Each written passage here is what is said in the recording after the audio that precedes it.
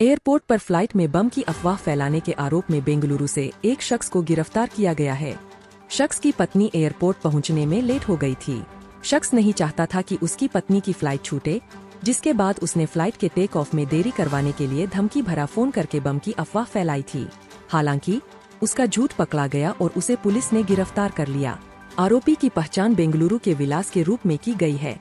वह एक private company में जॉब करता है।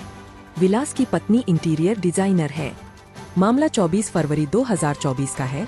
घटना की जानकारी अब सामने आई है। मुंबई एयरपोर्ट पुलिस के अनुसार 24 फरवरी की शाम को मालाड स्थित एयरलाइन के कॉल सेंटर पर एक धमकी भरा फोन आया।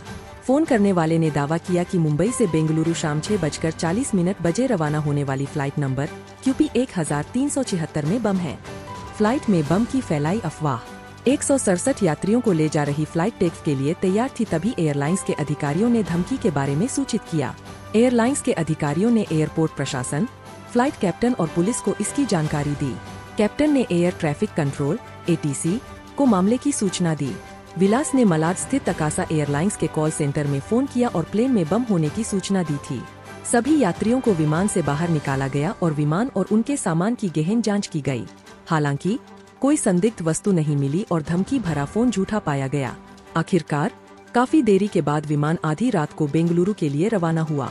2 दिन की हिरासत के बाद मिली जमानत। इस घटना के बाद एयरलाइंस की तरफ से नाइलेश घुंगड़े ने हवाई अड्डे के पुलिस स्टेशन में मामला दर्ज करवाया।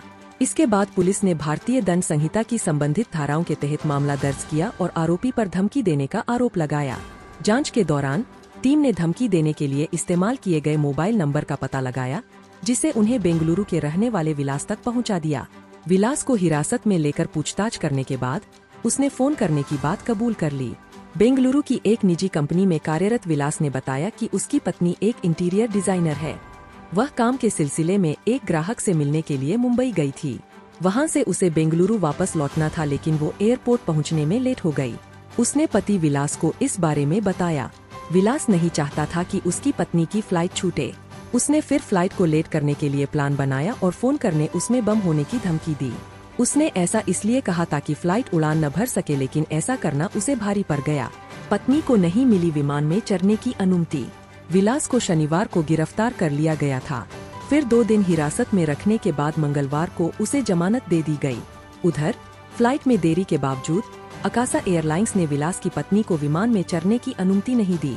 हालांकि उसे दूसरी फ्लाइट में बैठाने की वैकल्पिक व्यवस्था की गई।